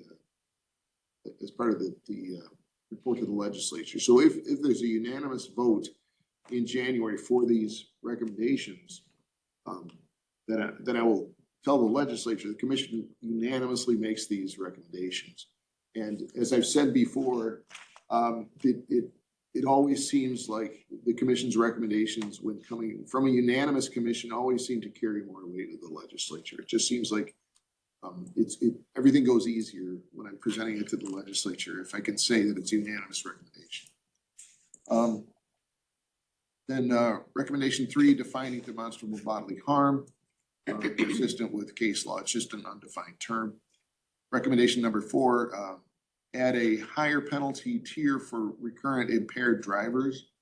So just as there's currently a higher tier for a criminal vehicular homicide, where the driver has a pretty extensive driving record, DWI related record, the commission's recommending creating a similarly higher tier for criminal vehicular operation resulting in great bodily harm.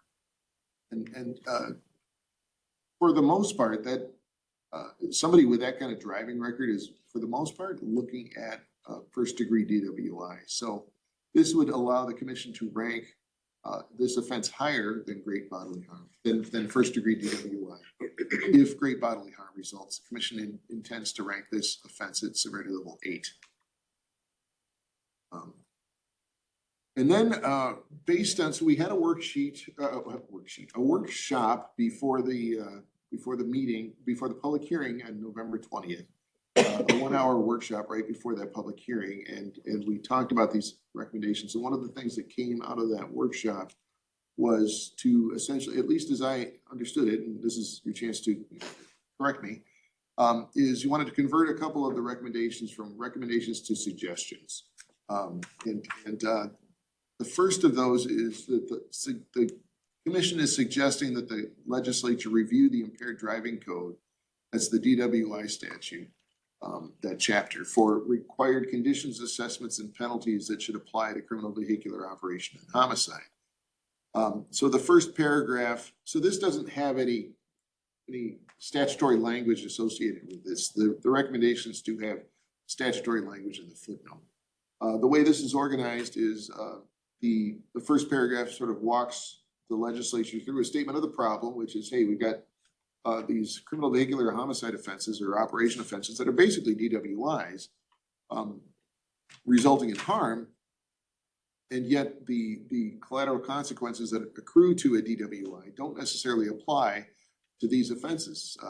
And so the commission respectfully suggests that the legislature review the Minnesota Impaired Driving Code for pretrial release conditions, substance use disorder assessments, conditions of probation, and other penalties that ought to apply to similarly situated defendants charged with or convicted of committing criminal vehicular operation and homicide offenses while impaired. And the example that we give in the previous paragraph is conditional release terms. There's a 5-year conditional release term that applies to a first degree DWI defendant who goes to prison.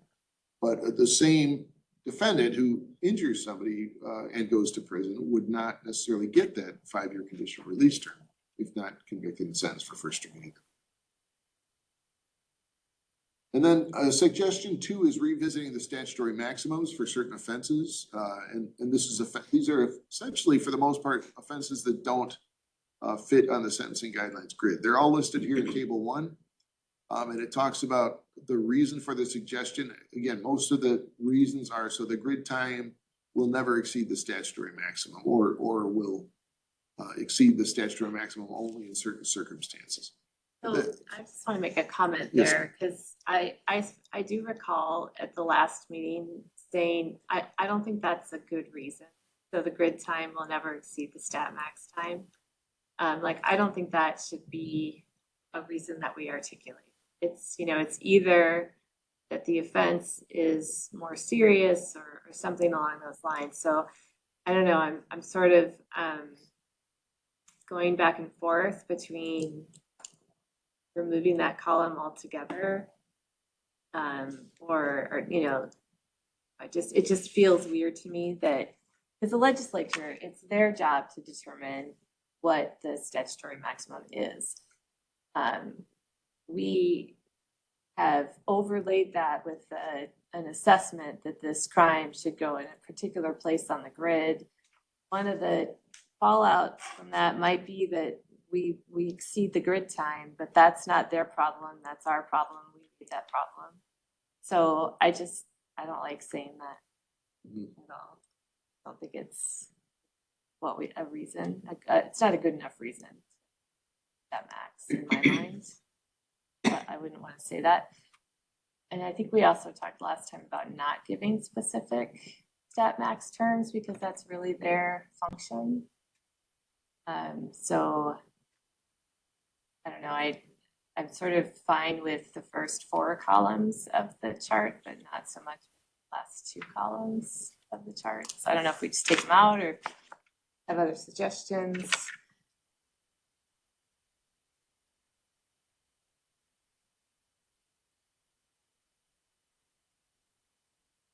Commissioner Middlebrook. Thank you, Madam Chair. Yeah, I recall from the last meeting too, we did bring this up and it seems like for me, the concern is it's too much that we are suggesting to the legislature. I think that it's up to them to look at what we've ranked the offenses, different severity levels, and they can decide whether they should modify what they've already decided with the statutory max. I don't agree with giving them this much in what we're suggesting, because I don't know that we're all in agreement on that either.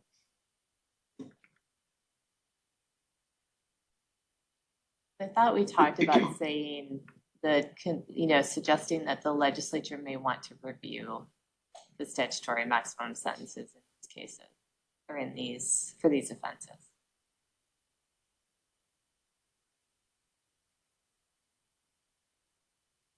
Commissioner Larkin. Thanks, Madam Chair. I agree with your recollection and your thoughts on this. It's one thing to say, the legislature might want to consider that these are the circumstances and leave it to them to decide if they should act and if so, how. It's another to say, well, this is the reason to do this. It's then like advocating for that result. And I don't know if that's what we're supposed to be doing, as opposed to maybe presenting areas for clarification without necessarily saying, here's what you should do and here's why.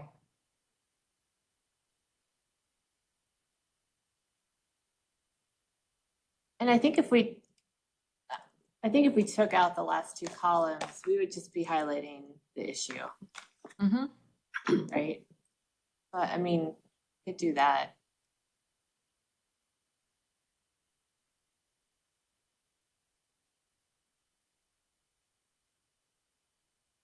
When's the last time we made recommendations or suggested changes like this? Of statutory maximum? Mm-hmm.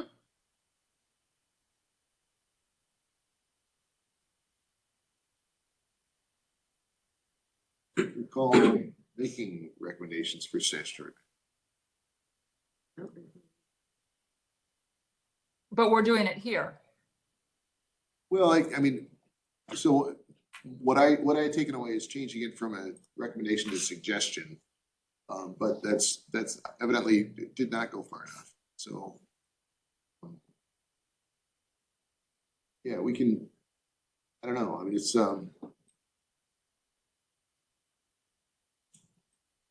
I'd also be fine taking it out, but altogether, but it doesn't. Commissioner Ladd. Thank you. So I guess I want to just clarify. I thought our point in all of this was because we wanted them to review whether or not things were appropriately the stat.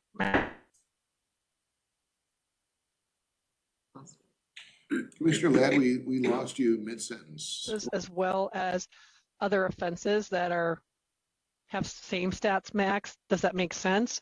Because honestly, yes, we do an overlay with our ranking based on that, but that creates a bit of the sticky wicket for us when we're trying to figure out where things belong in terms of severity level, somewhat being confined by those stat max. So I'm trying to just figure out how we would frame it to them to look at those to see if that's really what they want for stat maxes for these particular offenses or not. Is that the question we're really asking?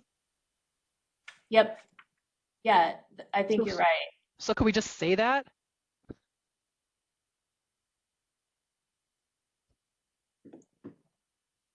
Yeah, so it's just a little bit more general, just, you know, we did a review, we thought this is where they should go.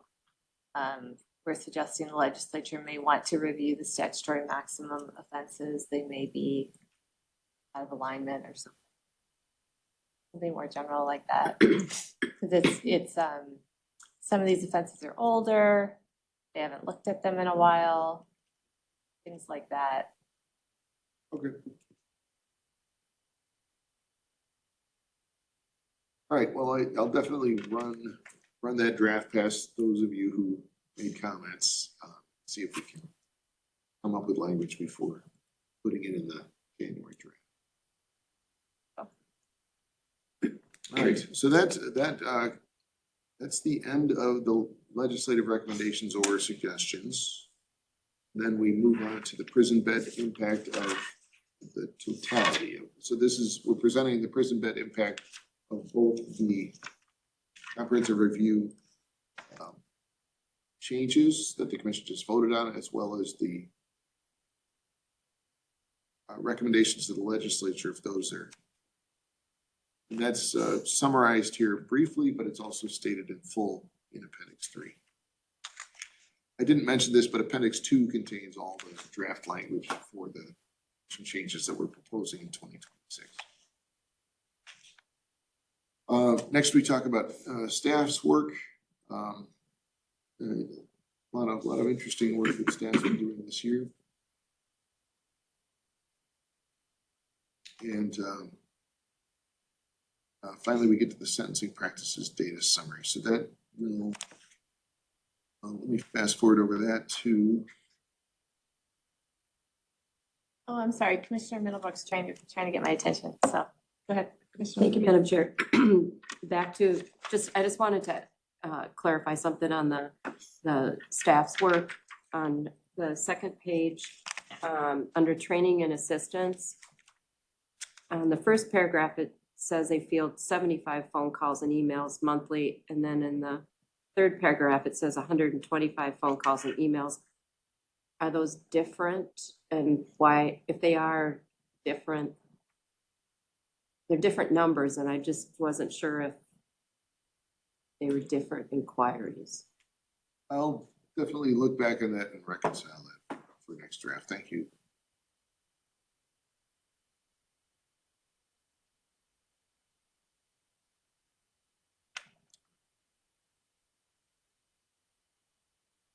So then we have a group called Other Mandatory Reports. This section used to just be called County Attorney Firearms Reports. But the legislature has recently given the commission 2 additional mandatory reports.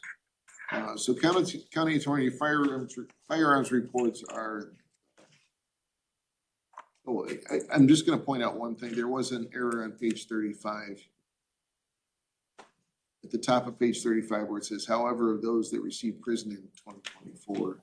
This is in the data summary section. It should have been of all cases sentenced in 2024. So we were making some editorial changes and we just missed that change. That's what happened there. Okay, so jumping ahead to the county attorney's firearms reports. This is not our data. This is data that we received from 87 different sources. Those 87 sources are the 87 different county attorneys. And they're telling us basically what cases that they got that allegedly involved a firearm and a violation of Minnesota's 60911 subdivision 10. Was it really 10? It was 9. You have to highlight it. Go back.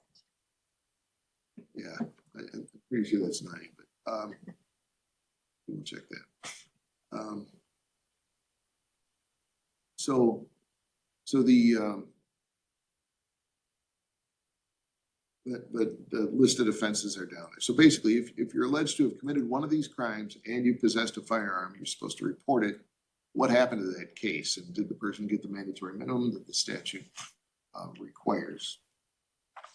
And this diagram here essentially shows the story of what happened to those cases. So that you start off with how many cases allegedly involved a firearm, and eventually here you get to 504. That's the number of cases where the firearm was ultimately the defendant was ultimately charged, it was proven, the existence of a firearm was established, and the mandatory minimum was imposed and executed.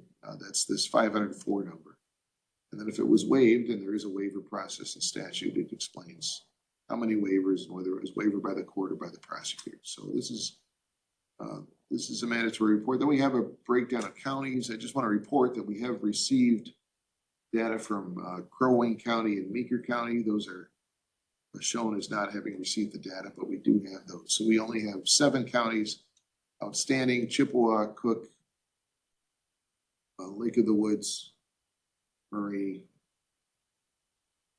Hope, Wabasha, and Wilkins. So if, and I should say, if counties have 0 to report, that's fine. But not reporting is just not the same thing as reporting 0. I'm on it again, Nate. Thank you very much. Well, that's why I wanted to take. And that's my one role on this commission. I'll get those people to get their reports in. Yeah, well, that's why I wanted to take poor Meeker and Crow Wing off the hook. So they're good. All right, the next one is outcome of deferred sentences for military veterans. Again, this is a fairly new requirement. And Table 3 talks about the cases where the court deferred sentence under the military veteran statute, how many cases where there was a deferred sentence ultimately resulted in conviction. So it doesn't have to be out of that 25. It could have been from a previous year. And then how many deferred sentences resulted in a dismissal. So we break it down by county. So it's interesting to see. This kind of pertains a little bit to Commissioner Mazaros's question about treatment courts. This doesn't have to be in a treatment court context. It's really a statutory provision where if a defendant has basically a service related issue and it's both service related and offense related, and that can be established, then there's a provision here for deferred sentences. So this gives the legislature an idea of whether that's being used and how it's going. Another provision that's recent, more recent, I think, than that one, is enacted in 2023, is something called a prosecutor initiated sentence adjustment. And it's essentially a petition that can be filed by the prosecutor. So the prosecutor has to initiate the sentence adjustment. And then the court may or may not grant the petition. We only have to report on granted petitions and basically provide the demographic information provided. So we did not get race information provided. That is a required, something required that the court is supposed to provide to us, but we don't report that because the courts did not provide that to us. So there are 4 cases involving prosecutor initiated sentence adjustments. And then we just have the appendices, and I think I pretty much talked about those. So Can I ask a question about that last slide, please? Commissioner Lett. Thank you. So do you get that data from court? Yes. Yeah. Because Wadena County had one, so that's why I'm curious about where that comes from, because we actually had one. So I guess I'm not sure how that gets reported if mine doesn't show up. So did the judge grant that? That's yes. Very interesting to know. Did the judge grant it before or after July 1st, you know? I think it was before, and interestingly enough, it was something I was working on with Commissioner Middlebrook. So so I'm curious about that. So I'm going to find out about that, but I was just curious if that was the gaffe on our part. We didn't report something, or where you were getting that data, because I know we had one. Well, I mean, I think this is, it's a learning process for all of us. And I will say, it's part of the learning process is from the courts. I mean, the statute makes it pretty clear that the judge, i.e. the courts, is supposed to report this to us. I really appreciate knowing that, because we'll definitely update this to include that. But I'll double check that too. But I wanted to make sure that it wasn't something sort of in my own house that I was supposed to have done and I didn't. So, but I'll follow up on that as well. So thank you. Thank you. Yeah, and I will say that training wheels are still on for all of us on that. questions, but it's, but that's super fortuitous that you gave us that information, so thank you for that. Commissioner Middlebrook. Thank you, Madam Chair. The other question I have is whether or not some of these might be, whether the court administrator is treating them as Rule 27 motions versus this prosecutor initiated. And I don't know if they've got a distinction between those, because I do think That's a good point. I do think there's more here that we've seen through our office than these four. Really? Yeah. Well, yeah, we'll definitely engage the court administrator with that. That's not gonna say garbage in, garbage out, but I mean, but all of these reports do rely on, these are in a different section because this isn't our data. This is data that the legislatures basically picked MSGC as being kind of an honest broker of information to pass along to the legislature, but we don't generate the data. This is not data we own, unlike the data that we presented to you earlier. So, Commissioner Castro. This is a slightly different topic, but kind of in the same vein. The vacating of convictions for these felony murders and second degree felony murder and first degree felony murder. Are we keeping, is the court reporting that? How is it being reported? Are we keeping track of that? Should we keep track of it? we had a data inquiry from somebody who was involved in the legislation, and about that, and we didn't have, so I mean, I guess just speaking out of school a little bit, but I don't think there is a public repository of that information, or she wouldn't have been coming to us. But we kind of bounced her back to the judicial branch. I mean, it's not information that we have, and I don't think there was anything in that law. Well, that was originally supposed to go through Ramsey County. Yeah. I don't know if that was. No, I mean, so the Chief Justice changed that little particular. Yeah. Yeah, so they go to the county of conviction. Because I mean, that's where that was my original thought was, well, you could go to Ramsey County, but that's not the case. That would have been me. Yeah. I handled all the ones in Ramsey. I still do handle all the ones in Ramsey. Yeah, but I don't think, you know, like for example, with the Veterans Restorative Justice Act, the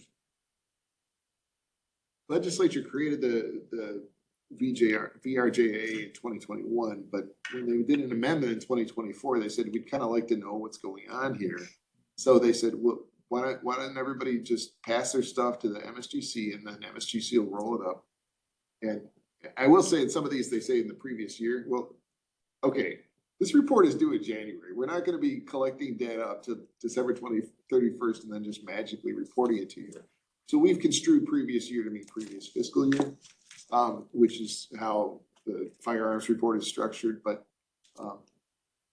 that's what they did with the VRJA is they kind of wanted to know what's going on here. So they added that on 3 years later. They also did the same thing with the prosecutor initiated sentence adjustment. And I think that was part of the initial package is we'd like to know how this is going. So we're going to task the MSGC with pulling up the data and reporting it to us. So that's something I suppose I'm not advocating for more work, but that's something that I suppose could be done. Is they could require the courts to send that to us, because I don't know of any place where you can just find that. Yeah, and I was gonna say that, you know, because I see all of the resentences that result in releases from prison.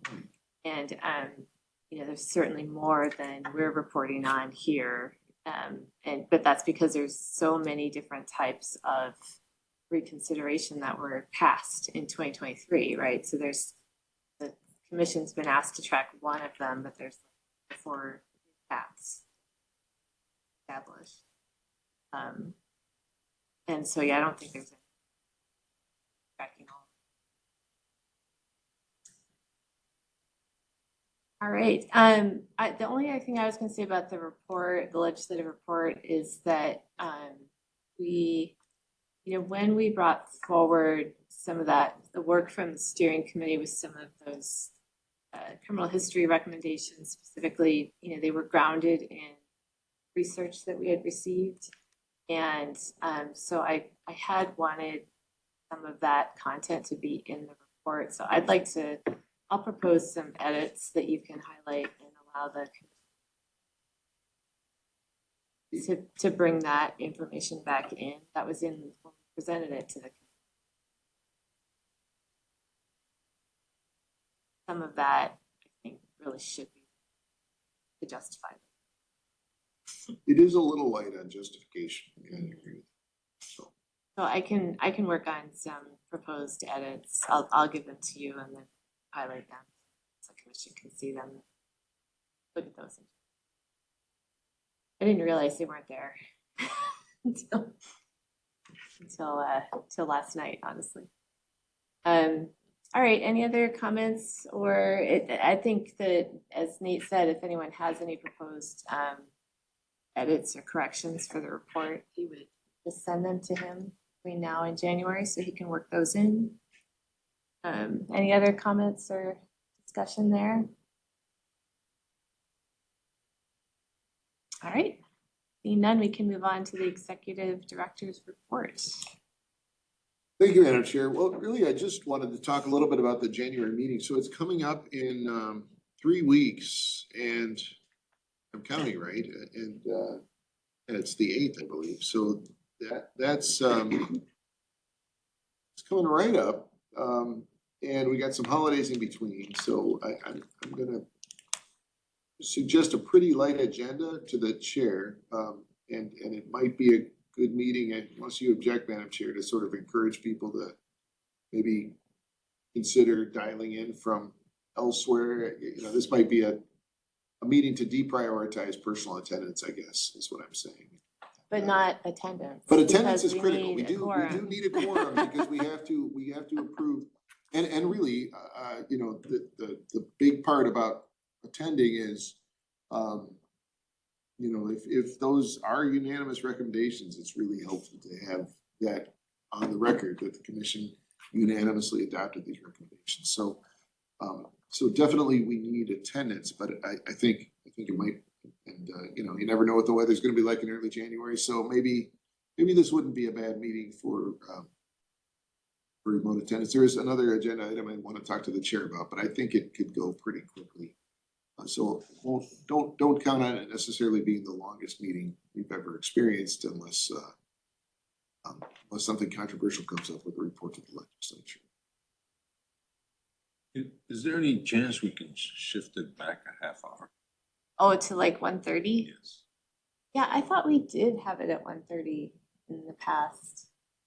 For Yeah, this very Unless other reason. folks think it's, Hard when you have a core calendar, yeah.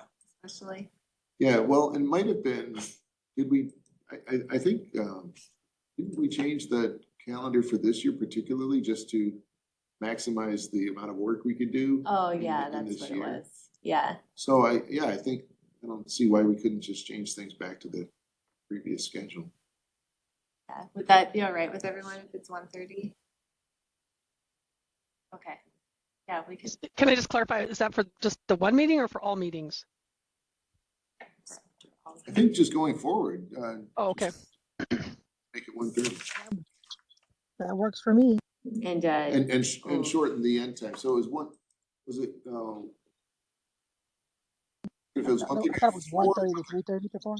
1:30 to 3:30? Is that That's okay? what I thought it was before. Yeah. I thought it went to 4 as well. before, but I don't know. Commissioner Larkin, did you have a comment on that? Or No, I was trying to remember because I thought we used to be finished at 3:30. So I thought we used to do 1 to 3:30. I don't know. I'm just trying to remember myself. Boy, Bill's confirming it was 1 to 3:30, but if you'd rather do, is 4 o'clock worse? 1:30 to 4? I'd hate to make it 2 No. hours because I'd hate to make it 2 1:30 to hours 4 is just better because, than- okay. 1:30 to 4? Works for me. That works for me. So it's starting January? Okay, we'll do that. 1:30 to 4, starting in January. And that hopefully will help with that. Being able to get here. All right, anything else? No, nothing for me. Oh, did you want to say anything about your recent trip to the U.S. Sentencing Commission? Oh, yeah, I could say that. I could say a few words. So I was asked to attend a roundtable by the U.S. Sentencing Commission. They were, originally it was scheduled right on the same day as our public hearing, so I said no. And then because of the shutdown, they had to reschedule it. So I was able to go when they rescheduled it. But interestingly enough, so what they do when they're sort of considering big changes is they often will hold a roundtable and ask folks in to give them different perspectives on issues. And the one that they were talking about was whether they should make changes to their guidelines that would result in more presumptive probation sentences. So what sorts of things should end up being probation versus prison? And if anyone is familiar with the sentencing guidelines, you'll know the U.S. sentencing guidelines, you'll know that very few cases under those guidelines are eligible for probation. And then even fewer of that group actually get probation. So it was a really interesting discussion. Their commission is tiny, so they were all there. And then we had some folks from a few other state systems, as well as people with lived experience, people from the U.S. Probation Office and pretrial services. And it was a really, really interesting day. Of course, I suggested if you really want probation, like slap it on the grid, because right now it's in their system, it's not obvious. Also, the way that they've structured their grid, which offenses would be eligible for probation. So I don't know what they're going to end up doing. I think that we threw around a lot of ideas. There's a lot of discussion about how the types of cases that the federal system handles is very different than the types of cases handled at the state system. That often they are more serious offenses or more serious versions of offenses that we might prosecute here at the state. And so sort of balancing that, are there cases at the federal level that meet that same threshold for probation compared to the lower level crimes that we prosecute at the state level? So I don't know. I think that they are trying to find ways to make it happen. So we'll see what they do with that. I just really enjoyed being able to be part of that discussion. Interesting. Commissioner Fritz?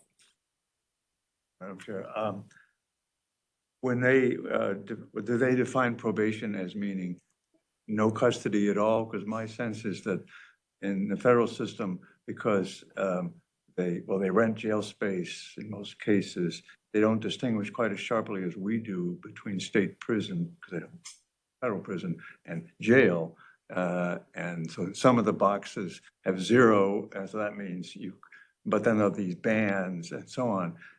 So I guess I wasn't sure. They're a bit of an apples and oranges to what states do, but and that's kind of then complicates the real question I have, which is, was there any discussion of what the judges are actually doing?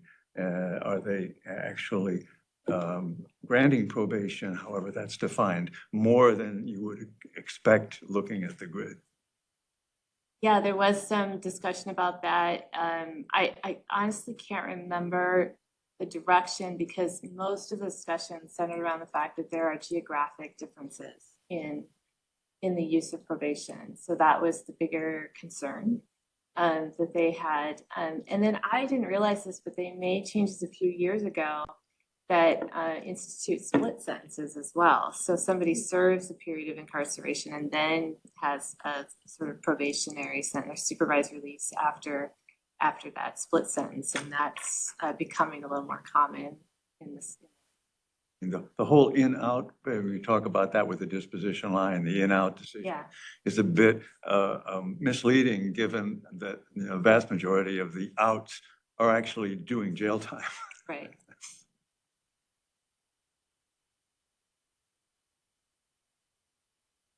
That's all I have. Oh, so we can move on to public input. Right. So if there are any members of the public in the room or online who would like to make a comment, now's your chance. If you're online, please raise your hand. I think everybody's joining through the computer. So yeah, please raise your hand if you'd like to make a